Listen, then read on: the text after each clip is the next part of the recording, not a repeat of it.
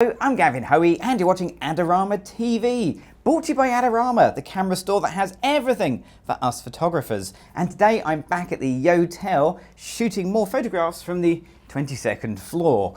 But this time I'm not actually going to shoot one or two or three, I'm going to shoot hundreds of pictures because I'm going to make a time-lapse sequence.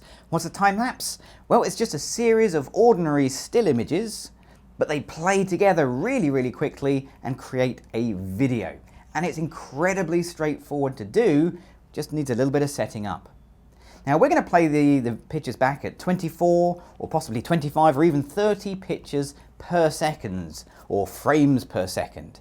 That means we're going to need hundreds of pictures, and they've all got to be exactly the same, but they need something moving through the scene to make the time-lapse work. So that could be moving clouds. Haven't really got any of those today, but fortunately I'm in New York, so I've got moving traffic just down there.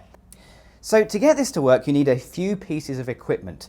First, most essential, biggest bit of equipment you're going to need, tripod. Okay, so the tripod is vital because during the time-lapse sequence, your camera must not move at all. And this could go on for, well, this is going to go on about 20 minutes, but it could go on for hours. Some time lapses go on for days or even longer. And during that time, the camera has to be rock solid steady. So that's why we're using our tripod today. Next, you're going to need a camera, and you can do this with lots of different cameras. I'm going to use my Canon 60D, but if you've got a camera, have a look in the menu. Somewhere hidden in the menu might be something called an intervalometer, or maybe just time-lapse. If so, great, you're sorted. I don't have one of those. In the Canon, you don't get one of those.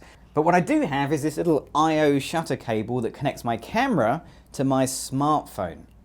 Now this cable is really useful. It doesn't just do time-lapse, there's a whole bunch of things that it can do. But for today, we're going to just use the time-lapse function. And it's going to make my life so much easier. Now I know I want my shots to happen 5 seconds apart. That's about enough time to see some movement in the New York traffic. Bearing in mind it's rush hour, it's not really moving that fast at the moment. So 5 seconds means that over a minute I'll take 12 pictures. Over 2 minutes I'll take 24 pictures. And if I play my time-lapse back at 24 pictures per second, 2 minutes of the real world is compressed to 1 second of video. And that should give just about the right movement for this scene. And it's a great easy place to start if you're new to time-lapse. Now if you are new to time-lapse and you want to take this even further, do go and check out the time-lapse videos on the Adorama Learning Center. Rich Harrington did a great series of really in-depth information, and it's well worth a look. So let's talk about camera settings. I want to be in manual for as much of this shoot as I possibly can. So we'll start with the obvious stuff. The obvious stuff means that I can switch from aperture priority mode into manual mode, and that means I can take full control of the shots. Now the shutter speed I'm going to use is probably the most important bit of this, because I want a shutter speed which blurs the movement. Okay, so it doesn't blur everything, I just want the things that are moving to be very slightly blurry. Not so blurry that you can't see them, but just a little bit of blur in the movement. So I'm going to go with a shutter speed that's fairly low down, and then all I need to do is choose an aperture that matches and an ISO that balances everything up. And once I've done that, I'm kind of good to go with the settings because every picture will have exactly the same exposure. Now obviously, if you're shooting a scene where the lighting is changing, you're going to need a more dynamic approach to setting your camera up. That's a bit more advanced. For this tutorial, I'm shooting a scene where the lighting is going to be exactly the same for the next 20 minutes, half an hour or so. Okay, so my shot's framed, my camera's set, everything's ready to go. I can start my time-lapse sequence going on my smartphone, and it's going to take a picture every 5 seconds because that's how it's set up. But what I'm going to do is photograph my hand. So, wait for it, there you go. The first picture of my sequence is my hand. Why have I done that? Well, very simply. When you look at a great big list of images, it's hard to know where your time-lapse starts and stops. You may have taken some test pictures and they might be out of sequence. Remember, you need that nice sequence of pictures to get the flow of movement. So when you see a picture of your hand in the sequence, you know that that's the beginning of your real time-lapse. Another good tip is when you get to the end of your time lapse, wherever that might be, put your hand in again for that last shot and you can grab the 2 pictures in between.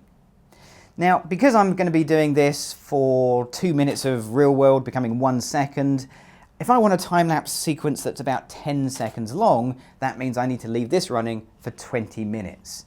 Obviously, if you want a longer time-lapse, you leave the camera set up longer. And if you're leaving it set up, make sure you're somewhere secure. I mean, I'm in the Yotel here, I'm in my hotel room, so I don't think anything's going to happen here for the next 20 minutes. But obviously, if you're doing this outside, then you can't walk off and leave your gear. Another thing as well, don't touch it. Don't go anywhere near it. Walk away. Try and avoid any vibrations around your tripod. Anything that might ruin your sequence by having even the slightest movement needs to be avoided at all costs. So I'm going to go and get a muffin and a cup of tea, and we'll come back and we'll see how the pictures go through. So join me in Photoshop in just a bit. Don't forget to check out Adorama's latest contest and your chance to win amazing prizes. Well, I had to wait a couple of hours, but then the weather cleared up, the sun came out, and I got a great time-lapse sequence. Now, I shoot everything in RAW, including the time-lapse, so my first job was to get my images into Adobe Camera Raw, or you could use Lightroom, and make sure that they all had exactly the same white balance, that's important, and any other changes were repeated on all images. Then I saved all of my RAW files as JPEGs, and we're ready to make our time-lapse. Now I'm going to use Photoshop CC, although you could do this in Photoshop CS6 in exactly the same way. In fact, it is incredibly simple to do a time-lapse in Photoshop CS6 and CC. Watch this. First thing we need to do is see something called the timeline. Now that's a sort of a video thing, so if you can't see it by default, just change your workspace to motion and you'll see the timeline pop up. Then we need a blank document, file, new, but we don't want a photographic document, we want a film and video document. Now if you're not really familiar with film and video, there are 2 that you're going to be interested in, HDTV 720p or HDTV 1080p. I'm going to go with the 720p because that matches my final requirement, and then I'll click OK. Next thing to do is to click on the video timeline button. Okay, make sure it's not the animation timeline, it does have to be the video timeline. Now remember we were talking about the 24 pictures over 2 minutes? Well, this is where that becomes really important. I'll click on this little option button here for a menu. Let's move it up so you'll see what pops out. And from there I can choose to set the timeline frame rate. By default it's 2997. I'm going to drop it down to 24. Now that's an important step and one you don't really want to miss. It doesn't matter if you miss it out, it'll simply mean that your time-lapse will run either faster or slower. So if timing is important, make sure you do that step. Okay, we'll click the OK button and we'll move this down and we're ready to add in our still images, all 240 of them. Now to do it, I simply go to Layer and then I come down to Video Layers and choose New Video Layer from File. Now these are all the JPEGs that I saved out from my RAW files, and I'll click on the first one. You'll notice the image sequence is ticked, and when I click open, they'll all come in as a video time-lapse. Well, there it is.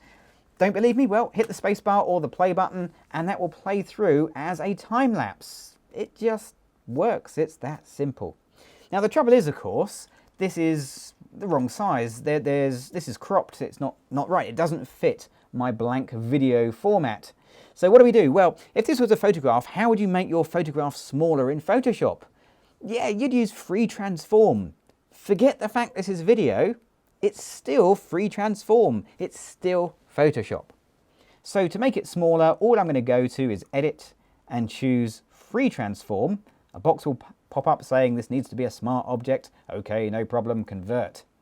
And there it is, there's my handles. Let's shrink it in and it'll fit beautifully in there. There we go. Click on the tick. We can even go a little bit tighter. That's perfect. And that will resize my image. So now I've got maximum amount of space for my time lapse. Remember, still images are much larger than video files, so that you have the ability to crop in and crop out if you need to. Now when you play it back the first time, you will notice it runs really jerky, not very smooth, but the second time and then after, it'll play perfectly smoothly once it's rendered into Photoshop's memory. So how do you get it out of Photoshop? Well, that's important, so here's how you do that. Click on the little option menu, flyout option again, and choose to render the video. Now you can give this a name of your choice, on a location of your choice, but the important thing is the format. H.264 is kind of think of it as the JPEG version for video. It's compatible with everything, and it's the one to choose. Your preset is vital, of course. Remember, we chose 720p, but also 24 frames a second. So make sure your export format matches what you were working with all the way along. Otherwise, again, your rate of play will be different. And when you're done, click on the render button, and that will save your video out onto your hard drive. So there we go. In just a few minutes, we've gone from 240 still images into a time-lapse sequence lasting 10 seconds.